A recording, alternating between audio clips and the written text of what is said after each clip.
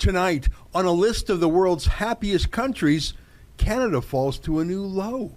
It's August 10th, and this is the Ezra Levant Show. Canadians know the national anthem. They stand in silence to remember those who died for this country. But not every Canadian knows their rights and freedoms. The Freedom Passport will change that. It looks and feels like a Canadian passport, but contains the Canadian Charter of Rights and Freedoms in a portable, easy-to-read format. The Freedom Passport. Order one for yourself and for all the freedom lovers that you love at freedompassport.ca. Shame on you, you censorious thug.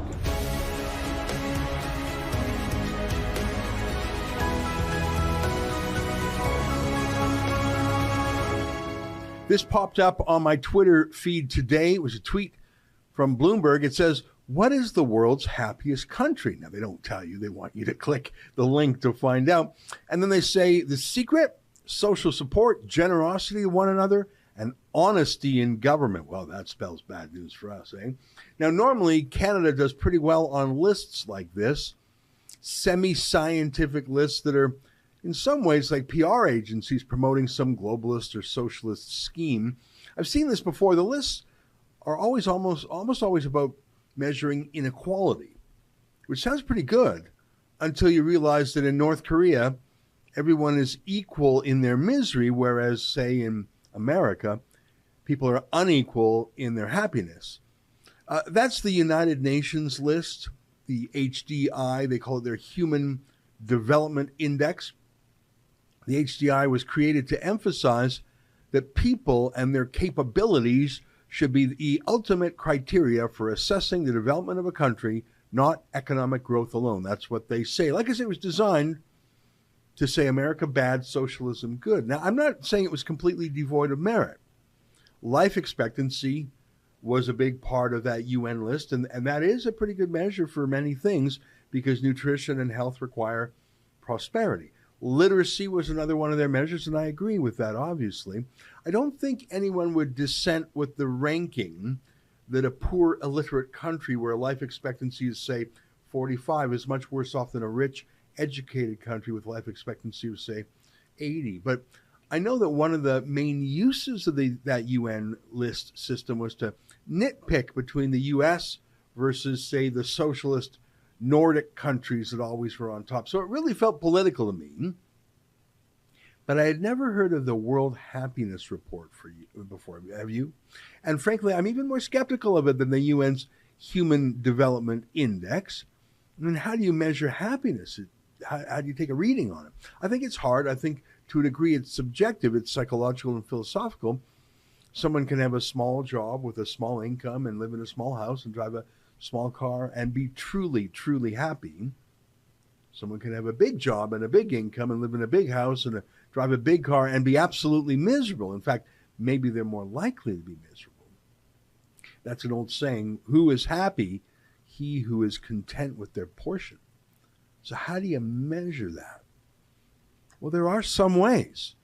I guess one way to start is simply by asking people and to try to show some attempt at standardization.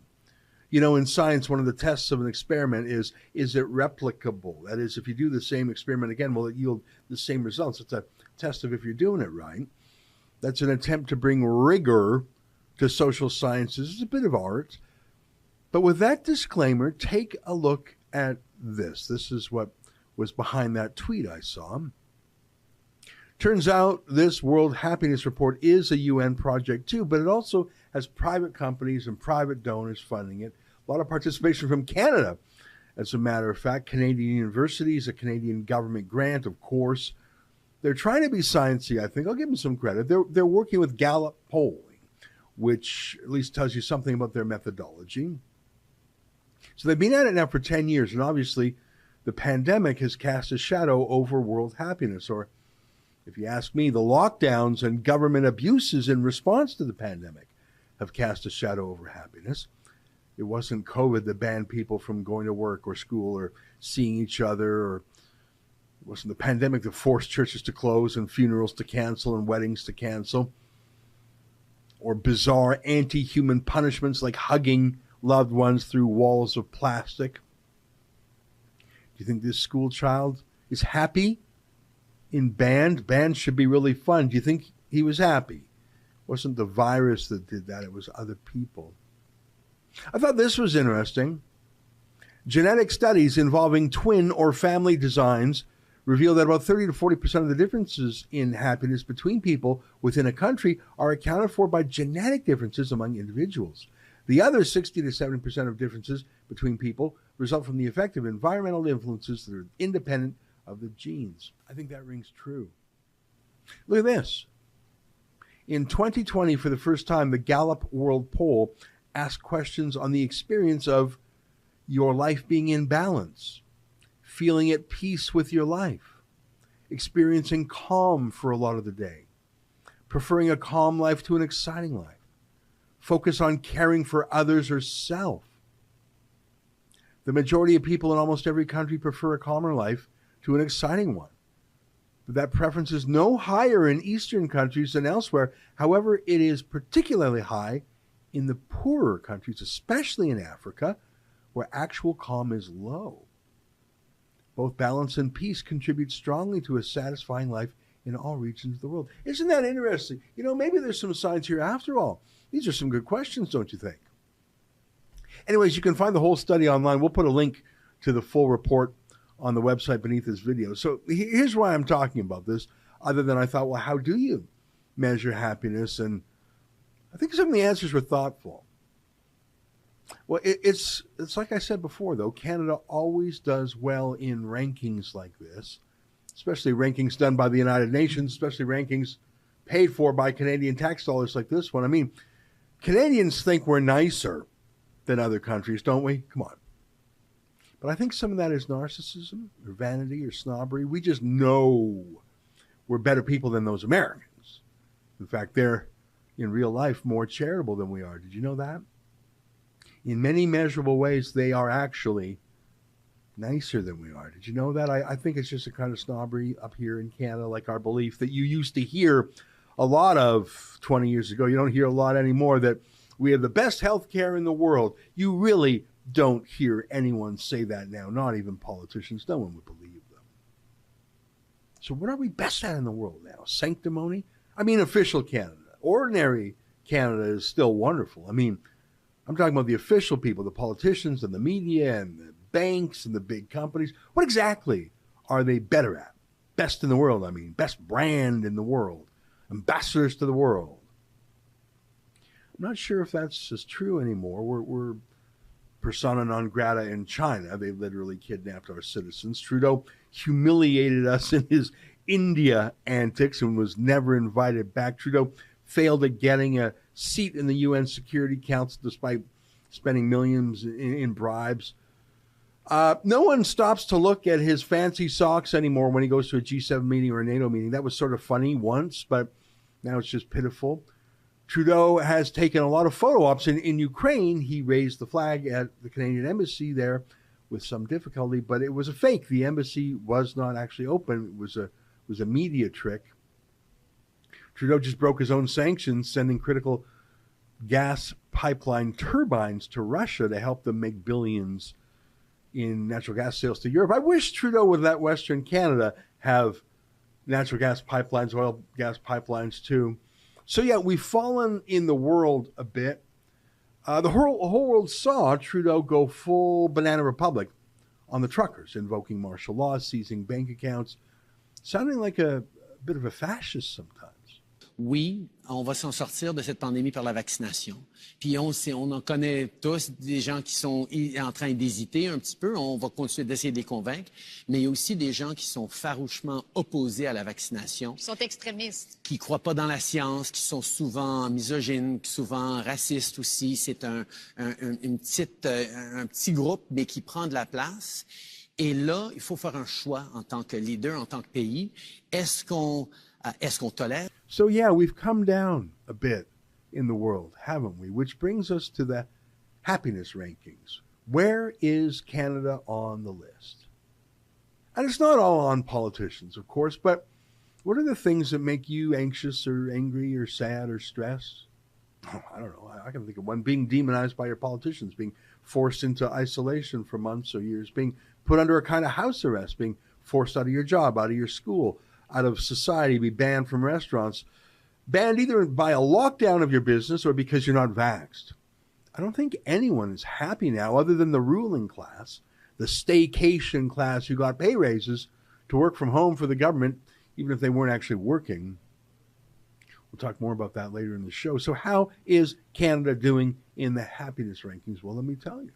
I'll quote, France reached its highest ranking to date at 20th, while Canada slipped to its lowest ranking ever at 15th, just behind Germany at 14th, and followed closely by the United States and the United Kingdom at 16 and 17. 10 years ago, Canada ranked 5th. How could we have fallen? Oh my gosh, can you imagine? Next year we'll be below the United States. What will Trudeau say then? How could it be that 10 years ago, under the evil Stephen Harper, Canadians were so happy? According to this taxpayer-funded, UN-funded survey, well, some things were better back then. The economy was stronger. We weren't pitting West against East. We weren't pitting Anglophone against Francophone. We weren't demonizing entire industries and their workers. We had pride in our armed forces. We weren't denouncing each other as racist and sexist and homophobic and transphobic. We were working at reconciliation with Indigenous people, not calling Canadians genociders. We were cutting taxes, not raising them. Things were more normal. From 5th place to 15th. You'd think that would be on the news. Oh, it would be on the news if Stephen Harper were presiding over our unhappiness. No surprise the news is buried, given Trudeau's in power and cutting the bailout checks. And don't get me wrong, we're obviously still a better place to live than many third world countries, at least until Trudeau goes full Castro and censors the internet and seizes your bank account, shuts down farms and farmers and oil workers, and brings in mandatory digital ID surveillance, all of these things he's proposing. There really is a Cuban level of misery. 2 quick charts from the study. Here's one on page 92. Look at that chart on the left. Anxiety. Canadians are almost 25% more anxious now. Do you think so? I think so. Look at sadness on the top right. Imagine measuring our national sadness. Almost 15% more sad. I guess we're a bit less angry now, which is a plus. I'm a bit surprised. But there's a net negative change in life. Here's a chart on page 95. A couple of them. It's a bit hard to understand, but when you understand it, it's a bit shocking. Do you see Canada on the anxiety chart on the left? Here's what this chart is called: time intervals for which anxiety and sadness remained continuously above their median level in 2019 in each country. In other words, how long were you anxious compared to 2019? How long were you sad? Look at Canada there. 35 days of anxiety in a row, more than any other country, if I'm reading this chart right. And look at sorrow. Only the UK and New Zealand were sadder. A virus didn't do that. The lockdown did. The punishments did. The fear-mongering did. That's Trudeau and Theresa Tam and the media party and the entire establishment. Trudeau made us sad and anxious. He made us depressed. He demoralized us. He's made us miserable. Don't take it from me. Take it from a study that his government funded. Stay with us for more.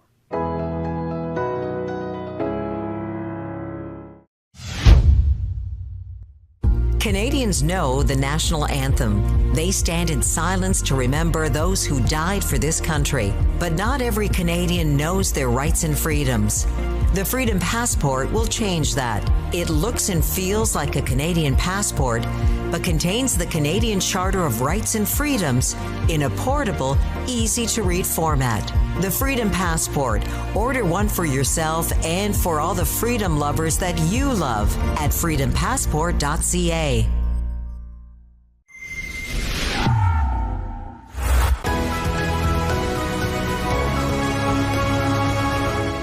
How did did you do during the lockdowns? Well, I guess the answer depends on who you are. If you were in the internet business like Amazon or Netflix, it was the best thing that ever happened to you. Those folks doubled their value, not because they provided an amazing service, but rather because their local competitors were legislated out of work. You couldn't go to your local shop. You had to order from Amazon.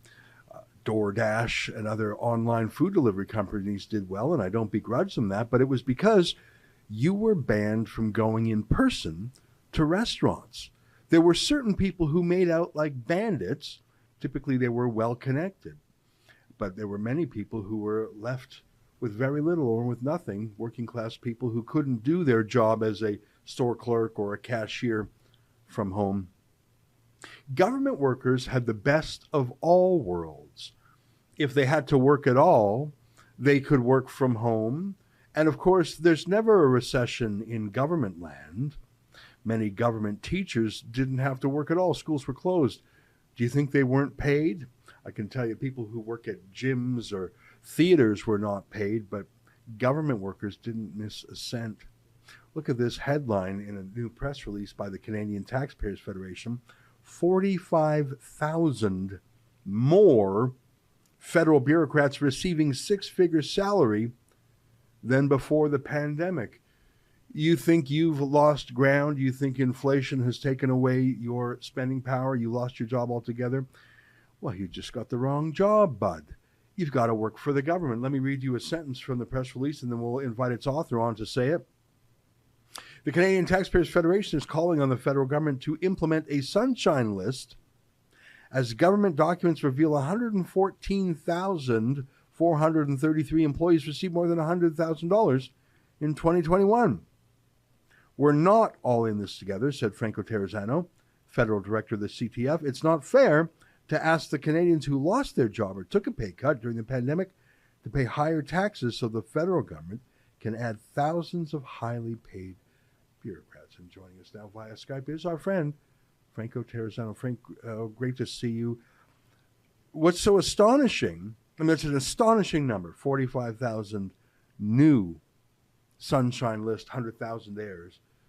But in just since the pandemic, the list has grown to 114,000. So it almost doubled in size. The number of $100,000 earners has almost doubled in government land under the pandemic. That's amazing.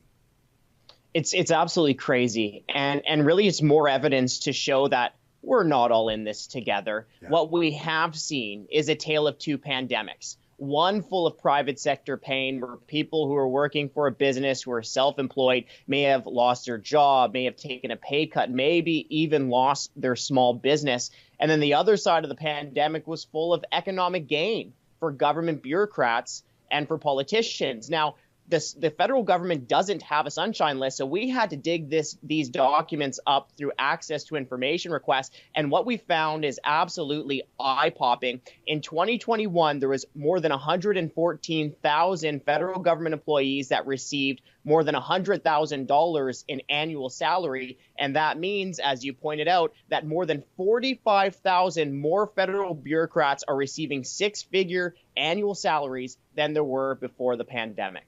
Yeah, and by the way, we're thinking six figures, okay, $100,000. Some of these folks, like Teresa Tam, are close to the $500,000 mark. You know, I just was scribbling some numbers. 100,000 people earning $100,000. You know what the math is on that? I can't even believe it. It's $10 billion. And that's, again, if they were just making $100,000 even. Like I say, some of these folks, like the Teresa Tams, are making quadruple, quintuple that. That's such a large number. That's such a large number. That's almost Bezos money. And this is just the tip of the iceberg. And of course, we're talking about costs here of billions and billions of dollars when it's all added up. And who has to pay that cost eventually? Well, the burden is going to fall on the taxpayers who struggled in the private sector, lost their job, took their pay cuts, did everything right their whole lives to save that money, to invest in their business. And their business may have got shut down during the pandemic, got shut down during the lockdowns. And now they're going to have to face a higher tax burden because we have all these highly paid bureaucrats that the federal government is hiring. But again, this is just the tip of the iceberg because, Ezra, these are just talking about the salary. Yeah. Of course, then there's pensions, there's other types of perks like bonuses that the government's throwing around. And here's another slap in the face to taxpayers. During the pandemic, the federal government gave more than 300,000 federal employees at least one pay raise. And guess what? The federal government has no records of ever reducing its employees' pay. Yeah. Well, maximum number of bureaucrats of all time, maximum pay of all time. You know, there may be a recession looming for ordinary people, but it's boom times in government land. You know, I was looking for the stats. I saw a report a few weeks ago, I don't know if it's still true, that a majority of the people who work for the passports office are still working from home. Now, that may have been remedied in the last few weeks. I haven't seen an update on that. But just stop and think about it. I mean, there's these huge lines of passports office. People are literally camping overnight. There's months-long waits. Last time I was in a passport office, you have to see the person. They have to, like, you need to meet the person. I don't know how you could do that from home. That would be like being a waiter from home. How does that work? You have to be at the place.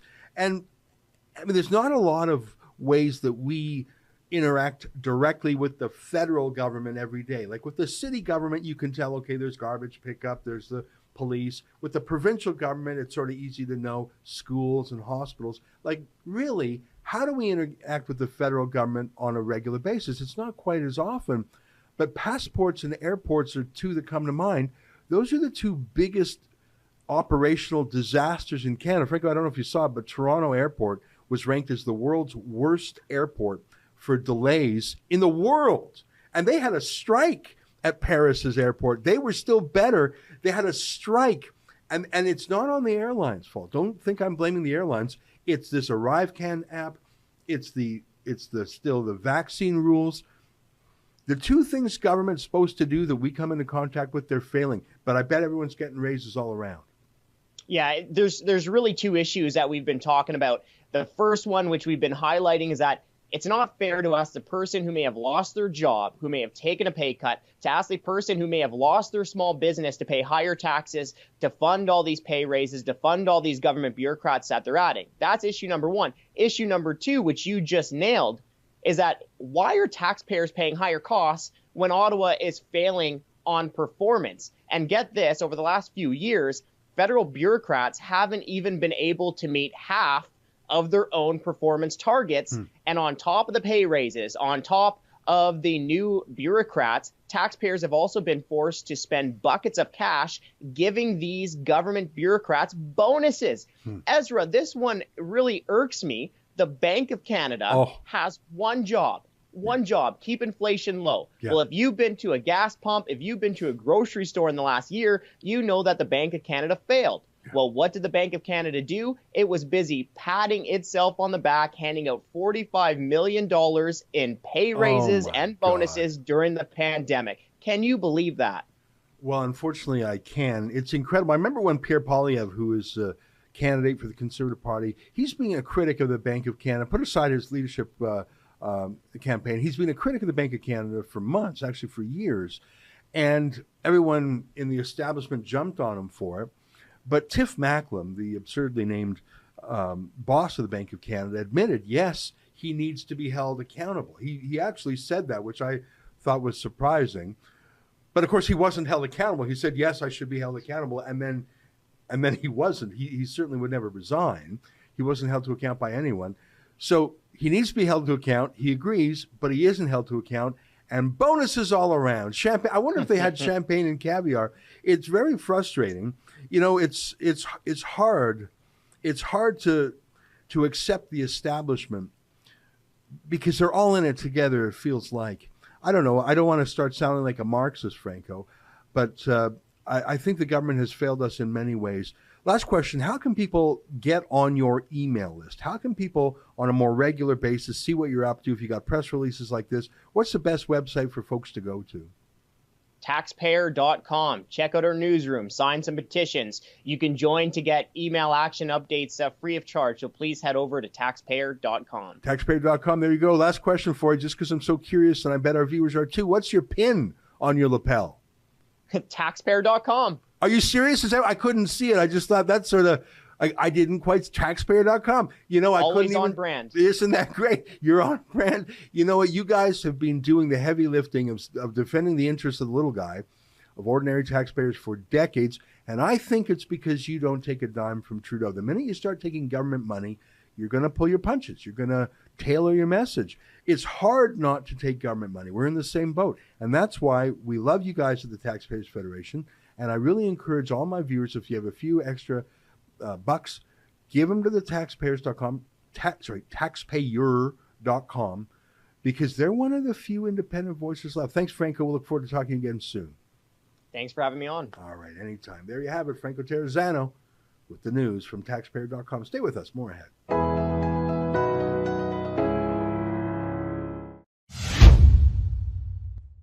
Canadians know the national anthem. They stand in silence to remember those who died for this country. But not every Canadian knows their rights and freedoms. The Freedom Passport will change that. It looks and feels like a Canadian passport, but contains the Canadian Charter of Rights and Freedoms in a portable, easy-to-read format. The Freedom Passport. Order one for yourself and for all the freedom lovers that you love at freedompassport.ca.